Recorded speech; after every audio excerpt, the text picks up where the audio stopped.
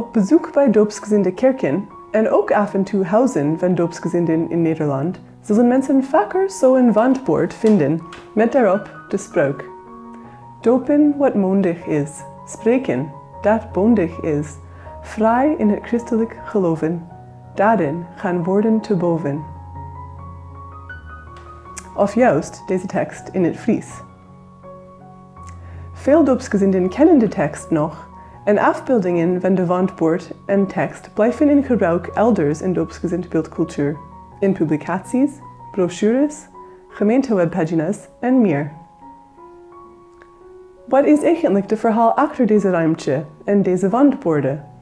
De geschiedenis hiervan is vrij recent. Het begint midden in de 20e eeuw met een prijsvraag van de ADS, een winnende spreuk en een Fries aardwerkfabriek met doopsgezinde wortels. Dat zijn de onderwerpen van dit Menno-moment.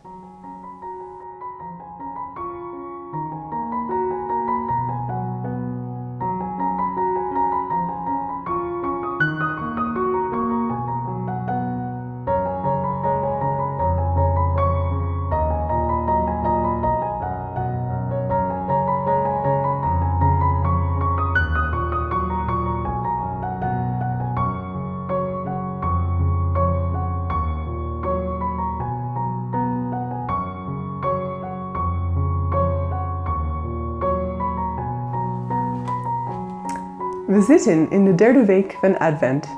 Kerst komt eraan en velen versieren hun huizen voor kerst. We kopen een kerstboom, we zetten misschien een kerststal op de tafel of een winterdorpje op een kast in de woonkamer. Ook na kerst hebben we waarschijnlijk minder opvallend, maar wel toch aanwezig symbolen en decoraties in huis. De objecten waarmee we onze huis en andere gebouwen versieren, zeggen misschien niet alles, maar wel iets over onze achtergrond, tradities, cultuur en geloof. Ook wat niet aanwezig is, zegt veel. De blauw en wit wandbord vind ik zo een voorbeeld van een voorwerp dat nu een rol speelt in erfgoed en beeldcultuur van doopsgezinden hier in Nederland. Ik wil zeker niet te veel maken van deze borden, maar het is ook alsnog belangrijk en interessant om bewust over de geschiedenis van zo'n object na te denken. Ook over de hedendaagse receptie en meningen hierover. Voor dit laatste heb ik ook jullie hulp nodig.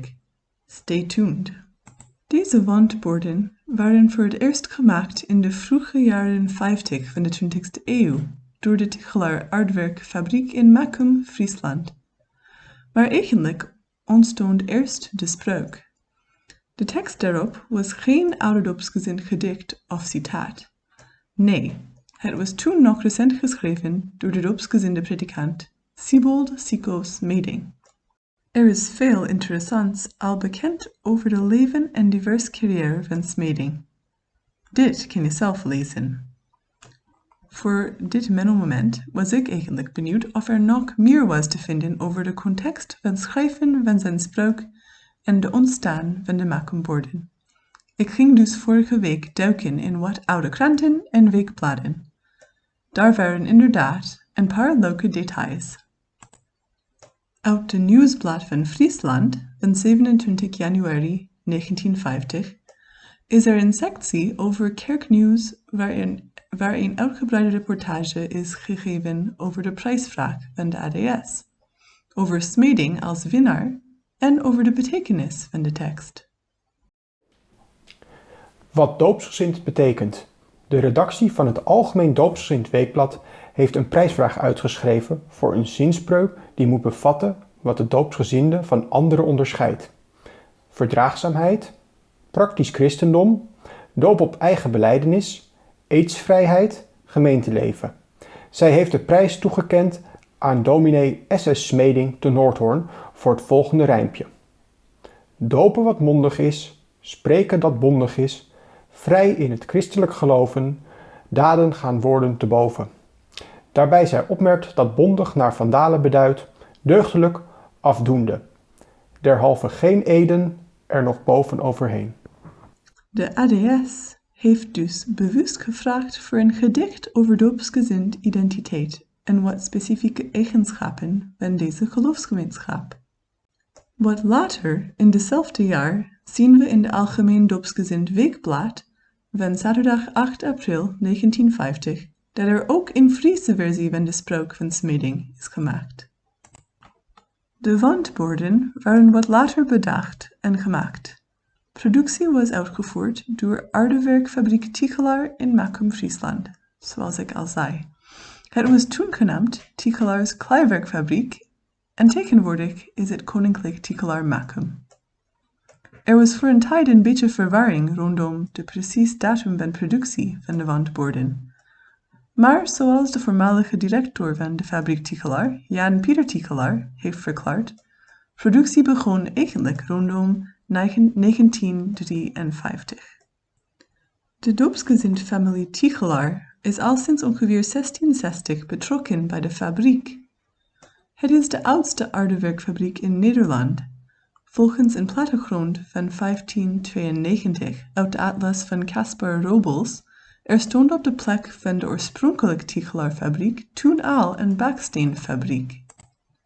Het was rondom 1660 dat Freek Jans, zoon van een boer, heeft de fabriek gekocht en in 1676 de naam Tichelaar overgenomen voor zijn gezin. Een passend naam wat tegelmaker suggereert. Eerst gespecialiseerd in baksteen en na 1680 in aardewerk zoals tegels. Het was pas in de 19e eeuw dat de fabriek is begonnen met productie van sierkeramiekproducten.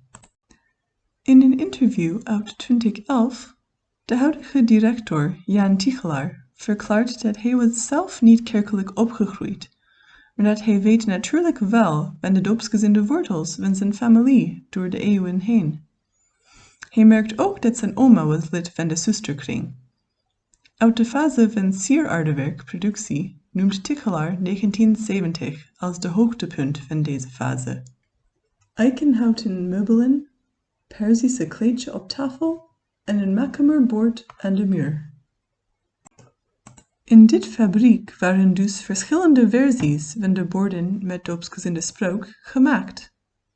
Als je kijkt op de achterkant, zie je ook altijd duidelijk het logo van Tichelaar.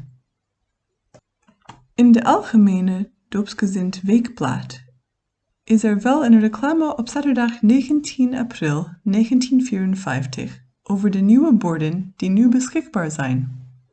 Ze konden gekoopt zijn via de bekende adres op 452 Singel in Amsterdam.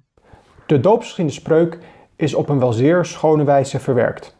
De bekende firma Tichelaar te Macum heeft hem in het Hollands en in het Fries in blauw en wit borden van 3 afmetingen laten bakken, zoals bovenstaande afbeelding laat zien. Een prachtig geschenk. Op gemeenteavonden en andere bijeenkomsten laat zich zulk een bord goed verloten. De prijs bedraagt voor de grote borden 35 en 25 gulden en voor de kleine 10 gulden. De borden zijn aan de wand te hangen. Wie dit koopt, doet er nog op een andere wijze een goed werk mee. De winst komt ten goede aan een buitengewoon fonds. Hieruit zal steun verleend worden wanneer bestaande kerken en pastorieën hersteld moeten worden en de gemeente daartoe zelf niet geheel bij machte is. Alweer een sympathiek en nuttig werk dat hier gedaan wordt en waaraan gij kunt helpen en tegelijkertijd zelf iets schoons verwerven. Bestellingen met een nauwkeurige opgave van wat verlangd wordt aan CH Blauw, Singel 452 te Amsterdam. 35 of 25 gulden voor de grote borden en 10 voor de kleine borden.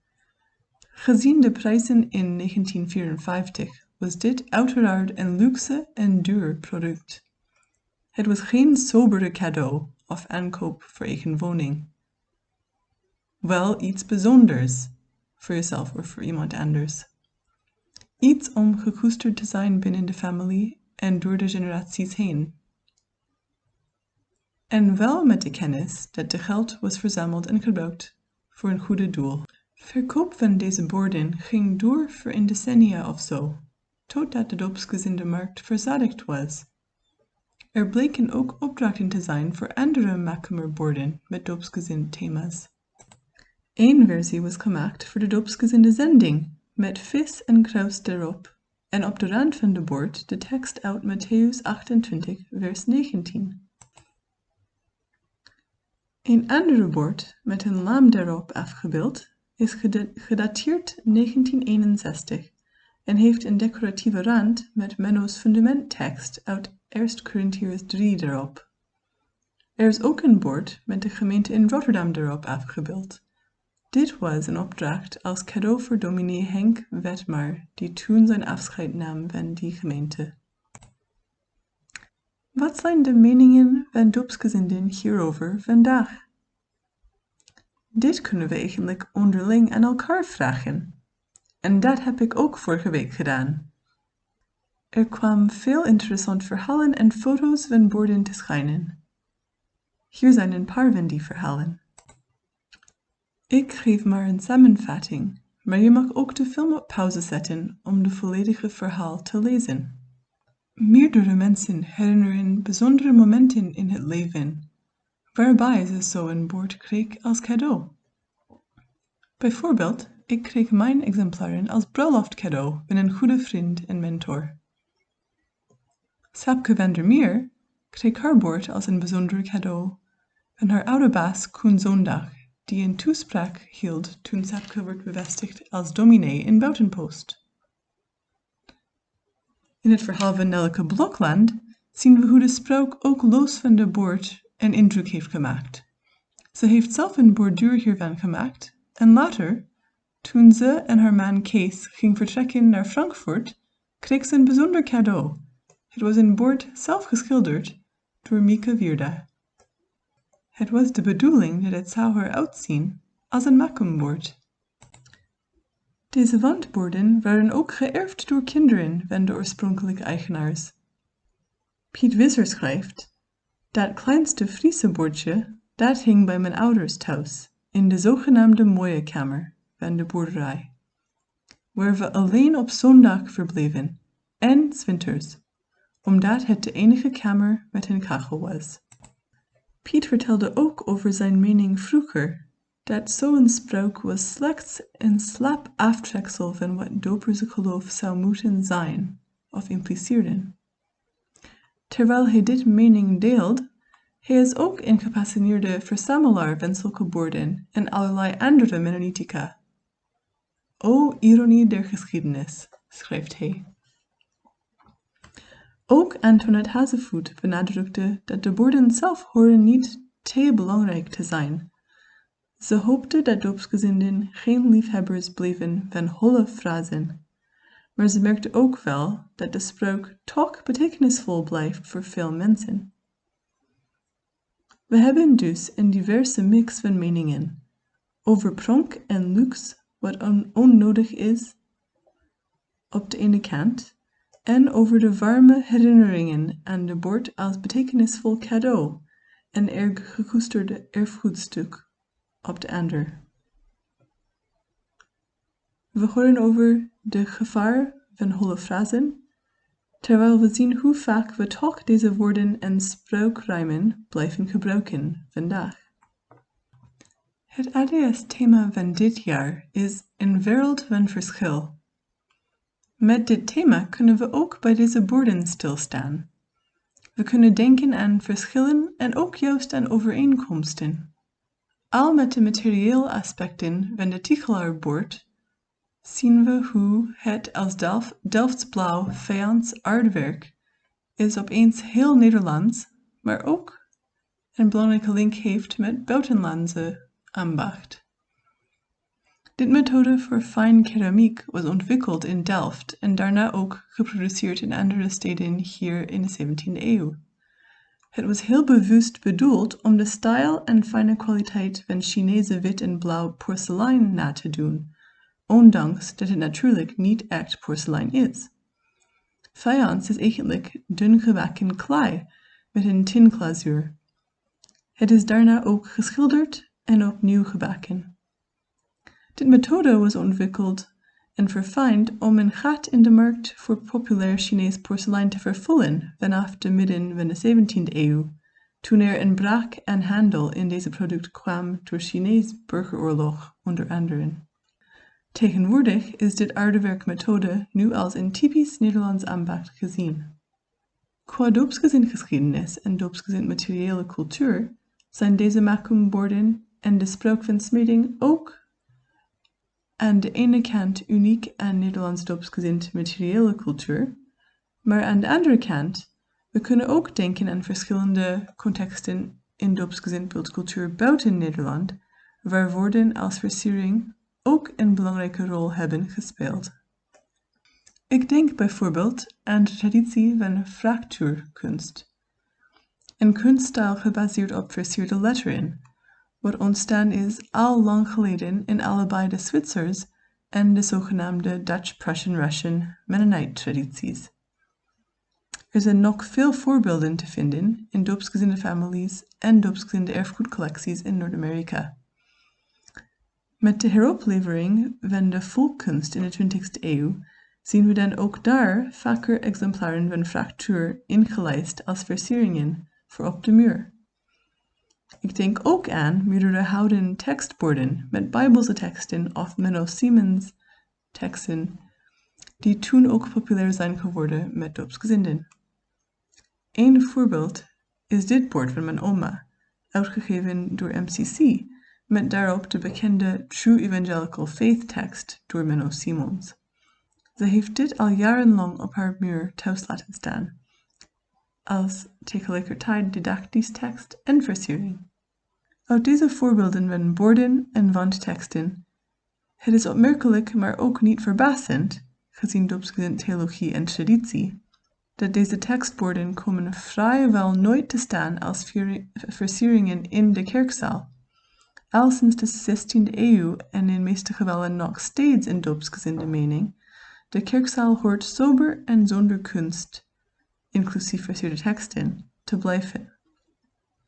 Dit was juist vaak strenger dan andere protestantgroepen geoefend.